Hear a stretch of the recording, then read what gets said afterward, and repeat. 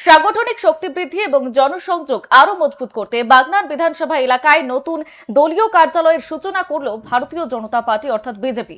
রবিবার এক অনুষ্ঠানের মধ্য দিয়ে এই নবনির্মিত কার্যালয়টির আনুষ্ঠানিকভাবে উদ্বোধন করেন বিজেপির সম্মানীয় জেলা সভাপতি দেবাশিস সামন্ত।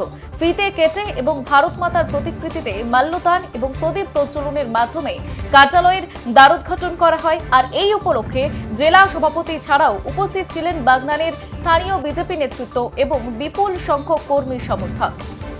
এই মুহূর্তে ফের বাগনানের দিকে নজর রেখেছে বিজেপির নতুন দলীয় কার্যালয়ের উদ্বোধন করলেন জেলা সভাপতি দেবাশিস সামন্ত।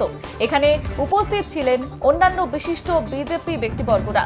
রবিবার এক অনুষ্ঠানের মধ্য দিয়ে এই নবনির্মিত কার্যালয়টির আনুষ্ঠানিক উদ্বোধন করা হয়। দেবাশিস সামন্ত জেলা সভাপতি তিনি উদ্বোধন করেন এবং তারপরে প্রতিকৃতিতে মাল্যদান করেন তিনি।